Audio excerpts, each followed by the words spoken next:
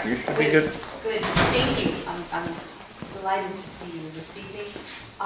And this is, as she said, this is the second workshop in a series of 4 that are designed to help parents who have kids with special needs get the help their kids need and answer questions that they have.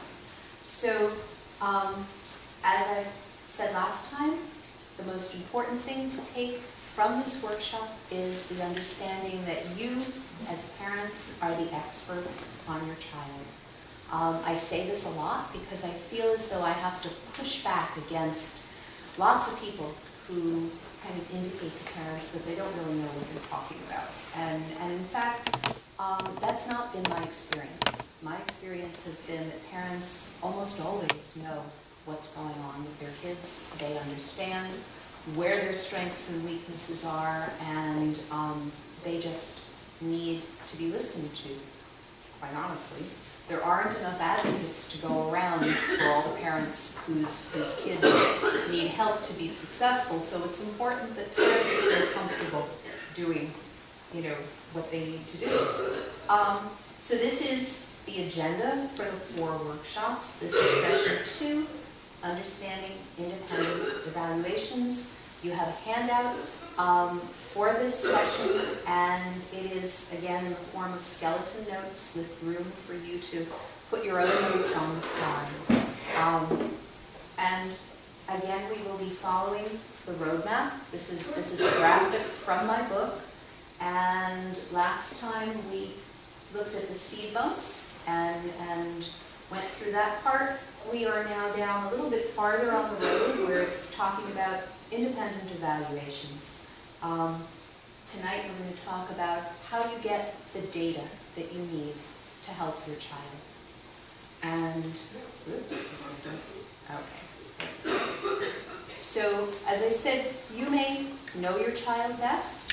You may know their strengths and their weaknesses and what they need, but you also need data. You need to have numbers, you need to have information when you go to the school. So you may be at the point where you've decided somebody needs to evaluate my child. And this is where the questions come up. Who should evaluate my child and where? What areas of concern are there? How do I make this happen? And who should I use for the evaluation? This is a really large topic. I kept rewriting my talk and taking out cards and taking out information because I thought, I'm going to overwhelm everybody. So there's a lot of information in your packet, there is a lot on the slides, and I want to leave plenty of time for us to answer any questions that parents have. So there will be some slides that I don't go through in great detail, but I hope that parents will still ask questions as we go along. So basically the question is, what is this thing I'm going to ask my child to do, and who should administer the tests? So we're going to talk about what these tests are, why they're important, what types there are, and what they will tell you. So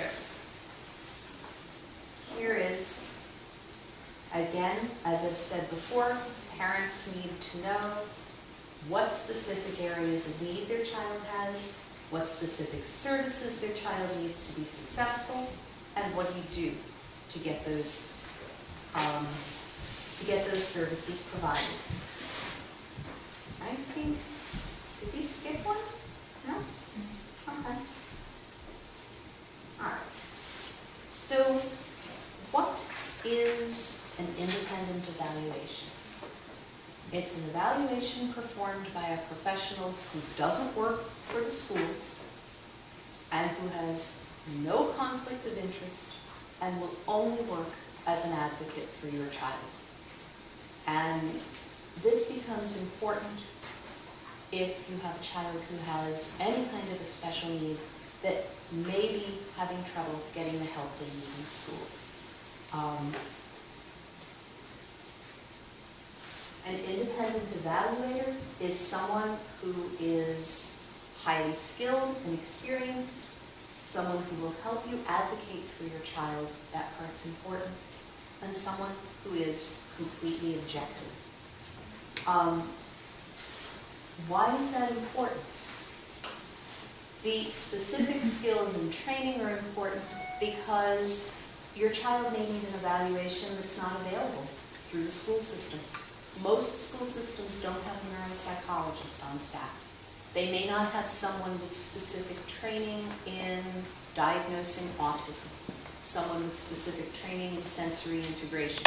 There are areas that the school won't have a particular professional on staff to deal with. An independent evaluation is important because often you're looking for a diagnosis, and in many cases a school will say, we don't diagnose ADD, we don't diagnose dyslexia.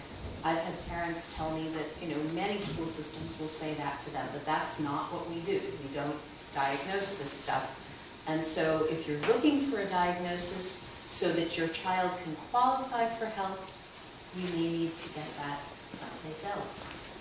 When you have an independent evaluation done, you get to choose your evaluator, which means that you can ask questions of this person. How many kids have you seen who are like my child?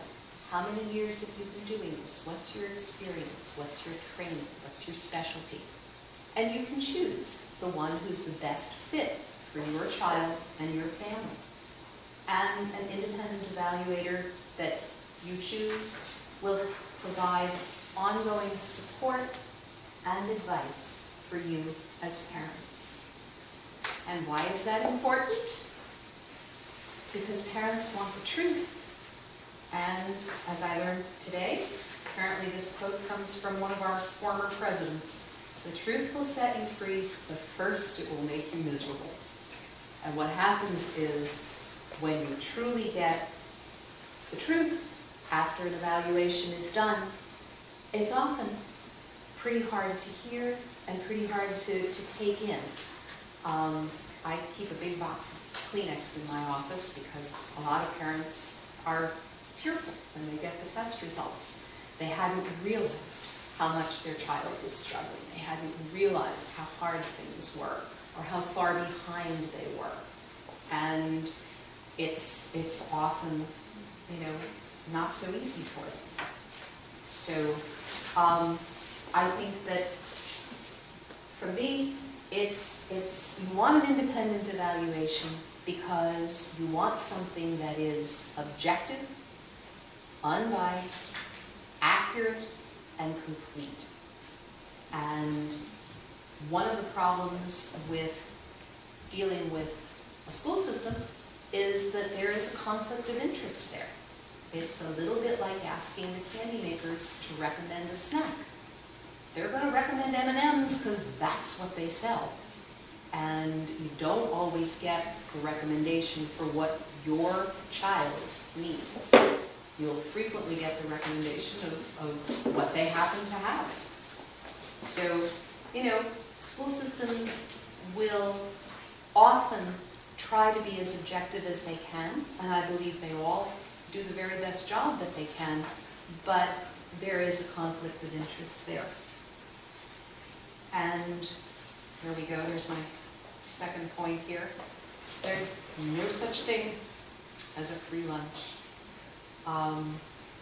Basically, you all know this expression, and you know it in various forms, that you get what you pay for. And, free things are generally worth what you pay for them. There is a real correlation between going out and finding someone who's going to evaluate your child and do it in a way that is complete and accurate and unbiased. And unfortunately, that may not be a free evaluation. So it's important for parents to know what the pluses and minuses are, and that's where I get to my next slide in a minute. It's kind of like buying a TV or a new car. Nobody would say, I'm going to go buy a car and not look at Consumer Reports, or not look at Angie's List, or not go on Amazon and look for reviews. So it's the same thing if someone's going to evaluate your child. It is a big deal to put your child through an evaluation. You really want to make sure that you're going to get what you need from that evaluation. And having said that, let's look at the 3 different places that you can go to get an evaluation. You can see that they overlap, and some of the tests that are going to be given will be the same if you have the school test your child, or if you have a hospital test your child, or if you have an independent eval. So let's consider the advantages and disadvantages. So the advantages of school testing are that it's free, you don't have to take your child anywhere, and you don't have to argue with the school system. The disadvantages are that in most cases it's not going to include neuropsychological or projective testing. It often won't provide as much detail or depth. It will only recommend what the school has to offer. And you can't choose your evaluator. Whoever they have on staff, that's who you get to test your child. The other problem that I have noted many, many times is that some of the tests they choose to use provide inflated scores. And that can be a real problem if you're trying to help your child qualify for the help that they need. So if you take your youngster to a hospital, Children's, Mass General, Tufts, whatever, the advantages are that the cost is often mostly covered by insurance. They can do the projectives if necessary. If you have a significant concern about your child's emotional functioning, they can do that. And they can do neuropsych testing if that's required. The disadvantages are that you often aren't going to get academic testing, which is something a lot of parents want. And hospitals are not going to do the follow-up. It's not part of their schedule. They're not going to go to team meetings. They're not going to go and observe programs. There's often a long waiting list, and you often have to schedule multiple visits to get all of the evaluations that you want, to get all the testing. And again, you can't really choose your evaluator. If you're going there, they're going to give you who they have to do the testing. Yes? Can I share a personal experience with hospital? Please. I found the other opposite of what you were saying is that they often want to cram all the testing into one day. Okay? And they don't want to break it down into multiple visits. Which is the way children with functional deficits could be a real challenge. So I found I've come across that.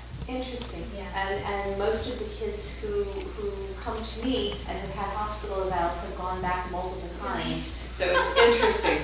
It is. And in fact, I do my testing in a full morning, but we take plenty of breaks. And most kids are fine with that. The ones who aren't, we schedule another time for. So I have a lot of flexibility, and I will schedule it for more times if I think that's needed. But whoever's doing the testing, you've got to be tuned into the child, and if they're fried, you have to stop and schedule another time.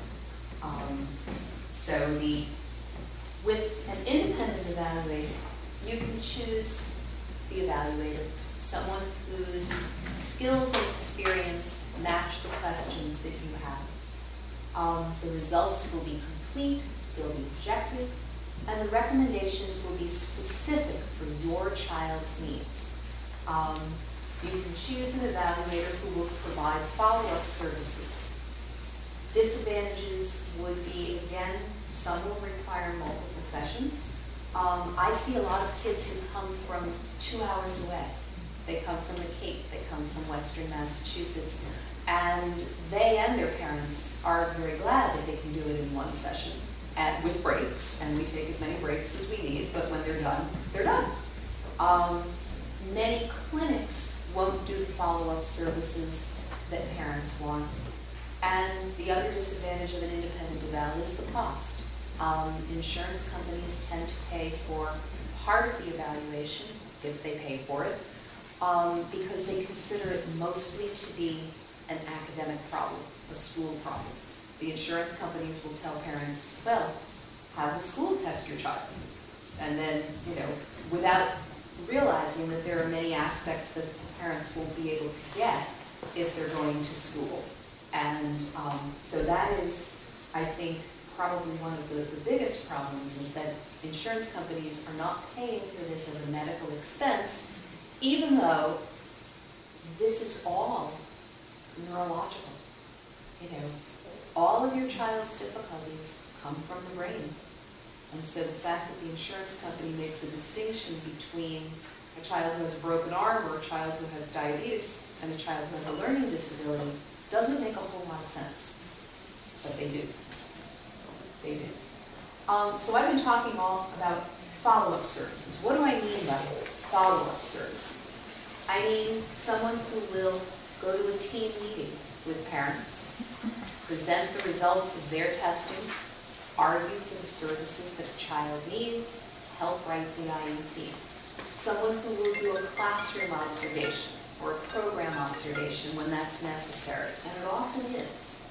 Someone who's willing to testify at a mediation or a hearing if that's necessary. And again, many clinicians, even private practice ones, won't do that. If you think that's a problem that you may get to, you need to ask that question. Follow-up services include consultation with other professionals, availability for additional parent meetings, and help with understanding the IEPs, the other testing, the progress reports. Parents often have questions. Most people who do independent evaluations will build in some extra time so that if parents have, you know, other questions and they need to call and talk, they can get some of those questions answered. So, alrighty. The next issue would be, or the next question would be, why would you want an independent evaluation? The right evaluation opens doors, answers specific questions, lights the path, and makes you a stronger advocate. And it's also written in language that parents understand. That is something that I think a lot of professionals don't pay as much attention to as I wish they would. If you as the parents don't understand your child's report, then the evaluator has basically failed, because you're the ones who are going to be out on the front line trying to get what your child needs. Even if the evaluator is coming with you to offer support, you need to understand what that evaluation says. So an independent evaluation opens doors. It gives you objective data that you bring with you when you go to the school.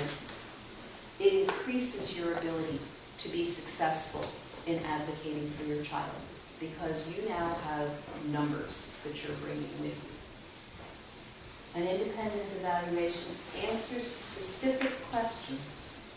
The testing should fit the questions that are being asked. You should be able to get a diagnosis or a diagnostic area, and there should be concrete recommendations for the type of help or the program that a child needs. The right evaluation lights the path. I thought that was good with Halloween coming up. I like the little pumpkins. It provides parents with a recipe to follow at home. Do this and this and this with your child. And it provides the state, it tells you the path that the school should be taking to help your child be successful. An independent evaluation makes you a stronger advocate for your child. It documents their current levels of performance. It lets you compare your child's skills to those of an average learner and see how well your child is getting over those speed bumps that we talked about last week. It helps you plan the amount of growth that you can anticipate your child will make in a year's time or in a given period of time, as long as they're getting the right help. So one thing that I do want to clarify is that medical doctors do not test.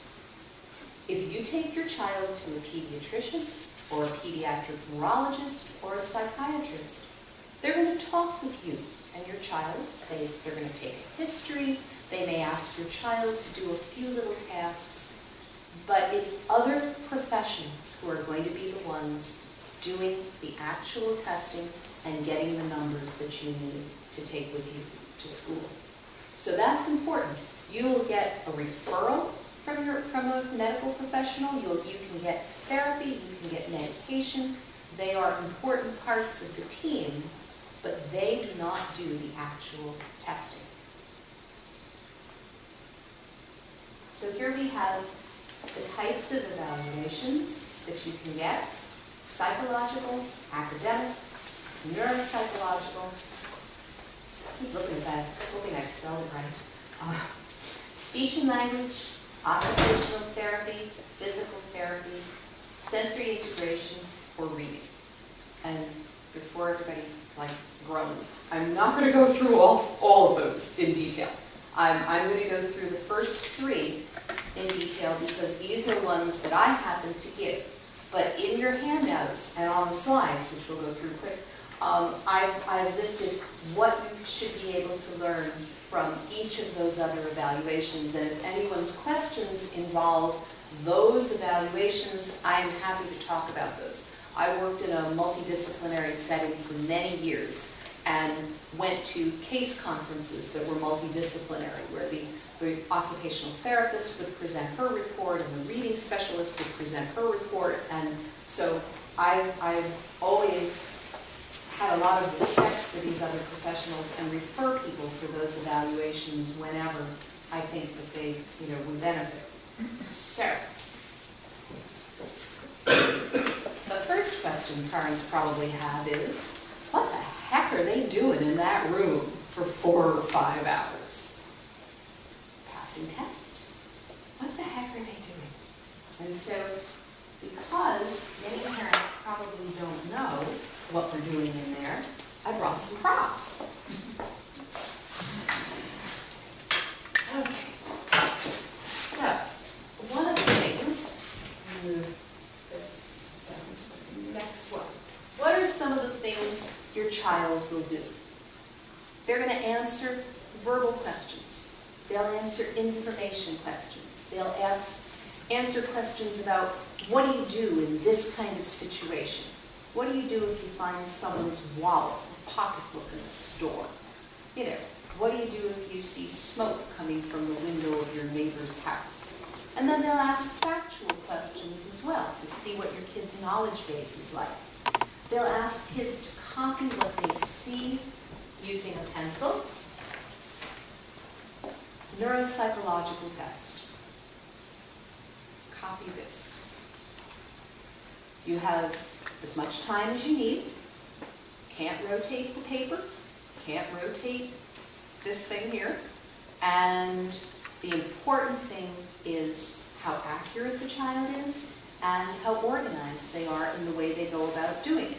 Now, obviously, I don't give this to 3-year-olds. I know you have young kids, right?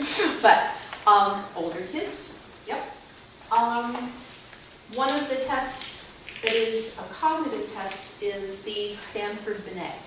And one of the tests on the Stanford Binet involves blocks that get placed in front of numbers, and the examiner will tap a certain number of blocks, and then the child has to duplicate that. We're looking at visual memory, at sequential memory. I give tests where I'm asking kids to put the cards in order so they tell the story that makes sense. There's going to be word reading. There's going to be word retrieval. What is this? All I want is a word. I just want a word. What's this? What's this? There's, 50 or 60 of these, and you want a specific word to see how well this child can retrieve those words, what their vocabulary is like, how much they hesitate, how much they need the first sound to be able to give you that word. Some of the things, most people know about the blocks. The kids all remember the blocks from testing to testing. These are red and white blocks, and you're looking at whether the child can reproduce a design that starts off simple and then by the end gets pretty complicated with those blocks. Can they take the blocks you give them and reproduce the design within a certain amount of time? Can they put puzzles together? This is one of the math tests that gets used, and there you'd be showing the child a certain problem. The examiner will say the problem and point to what it is they want, so the child has to interpret the math language and then do the math process as well. And, there's reading, there's arithmetic. For kids who are having trouble with phonics and sounding out words, there's a test where you give them these little pieces of felt, and then you say to them, how many syllables are there in this word? Put down as many felts as there are syllables. And so you're looking to see whether the child can hear and break the words down. Another part of that particular test is that each of these blocks, each color, represents a certain sound. So you'll put down this, and you'll say, this says ah, this says, so together they say ah. Now show me pap. And so the child has to pick another red block, because that's the P sound, and put it in front, so that they are making 3 sounds there. They make pap. Then you'll say to them, make app. And they'll take it away, or make apps. And they'll have to pick another color and put it down. So you're looking at how well they hear and analyze. And as I said, there's reading. Depending on the age of the child, there are more physical things that I do. For younger ones, I'm looking at balance. Can they stand on one foot? Can they hop? Can they skip? Can they walk on their toes? Can they duplicate a finger movement? Can they duplicate a hand movement? Can they do it only when I'm doing it with them, or can they do it by themselves? You're looking at neurological maturity. So there's an awful lot that your child is doing in that session during all of that time. One of the reasons a lot of kids handle it is because we go from task to task, and they're doing such a wide range of things that they don't get as tired. Although by the end, they're all tired. They are. So I figured I would bring in a few little props here and just let you see some of what's going on in there. What are we doing in there? Let me put this back. Hopefully my table's this. Good. Okay. So, what's in a psychological evaluation? Intelligence testing, emotional functioning, cognitive strengths, and weaknesses. What do you learn from a psychological evaluation? Things like how well your child can think, intellectual strengths and potential, learning style, self-esteem, social awareness. If there are emotional issues, that's the job of the psychological evaluation, to figure out how your child sees himself or herself in the world. And then diagnosis of a cognitive, emotional, or learning disability. What's in an academic evaluation? Some of the stuff that I just showed you. Reading fluency, phonics, comprehension, writing skills, arithmetic, math problem solving.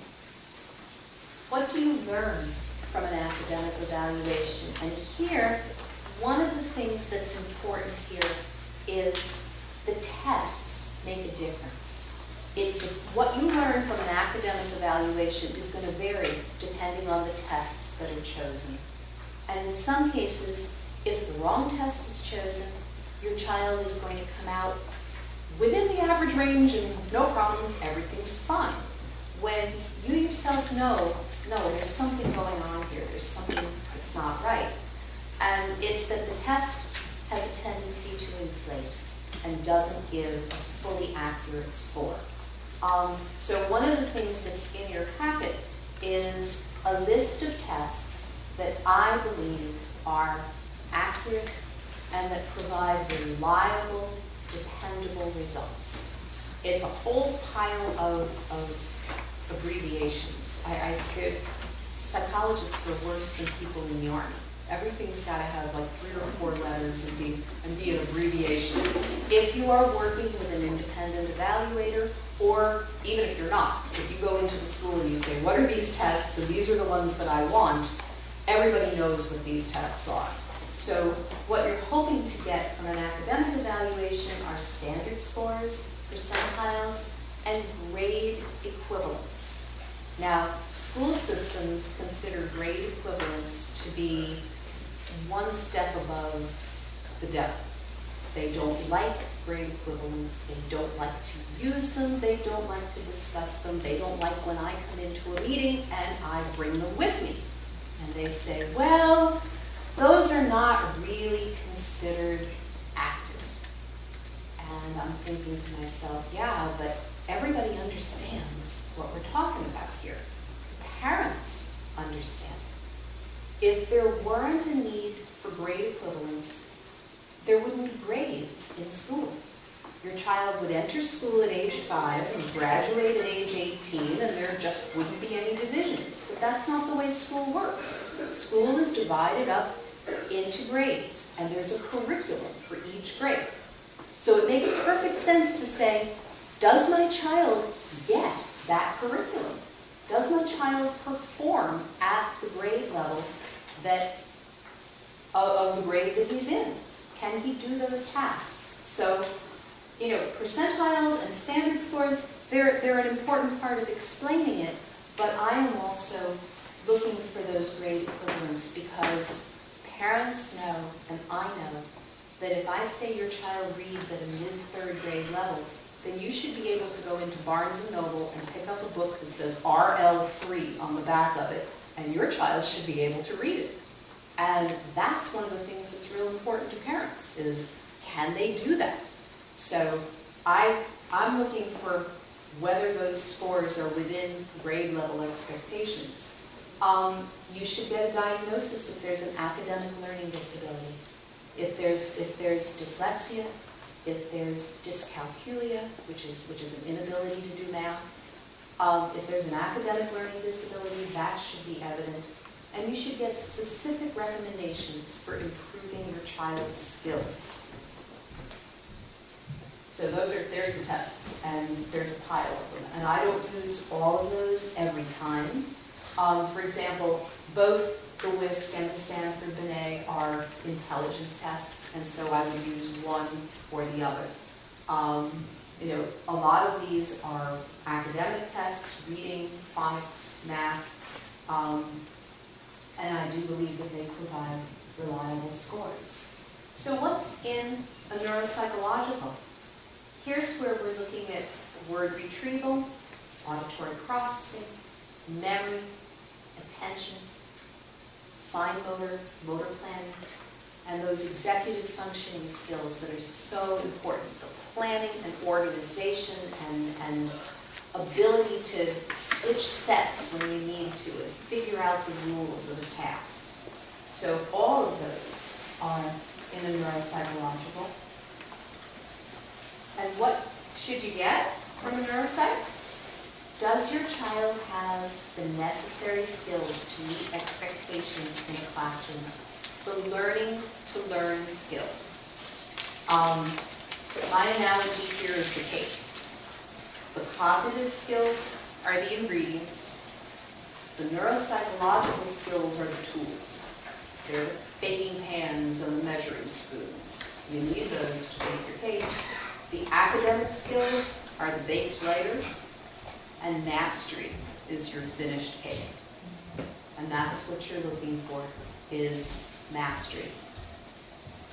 So then I have several slides here, and I'm just going to go through them just to show you that they're here.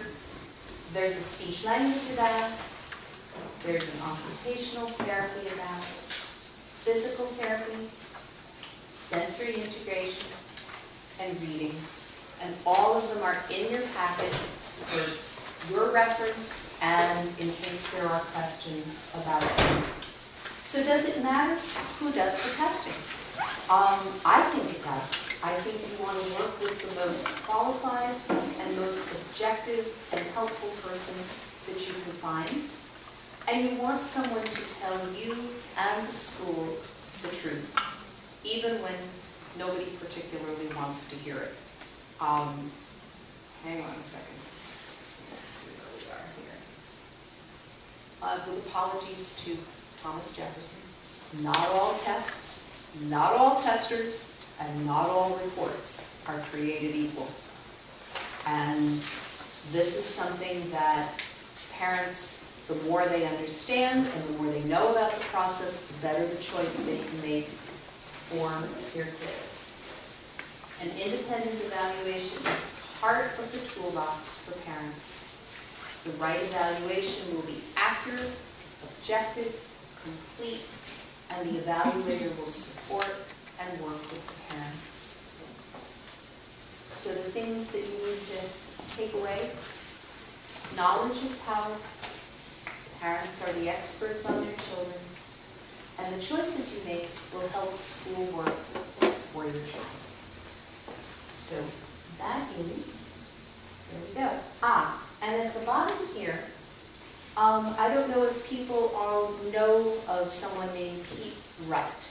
He's an attorney, and he has a website called Wright's Law. He's written a number of books. That particular link, which is also in your packet, goes to his discussion of why you would want an independent evaluation from his point of view, what the advantages are for parents, and some of the questions that parents have asked him about that. His website's really good. His you know, if you ever get a chance to hear him speak, he's very, very knowledgeable. So I put that in there just as something extra for parents. He's been recognized nationally for at least 15 years. Oh, absolutely. He's been doing, and he travels all over the place. I mean, you know, I'm not at the point where I'm traveling yet, but I have to admire his schedule. You look at his website, and he's all over the place. So, and his books are, they're really clear for parents who need to understand whatever the legal process is. I think his books are very good. And as I said, I put that particular link in just because it's talking about independent evaluations, and I thought parents might find it helpful. So I am open for questions. And if anyone wants to step up and take some tests, we can do that too. And see what you can do.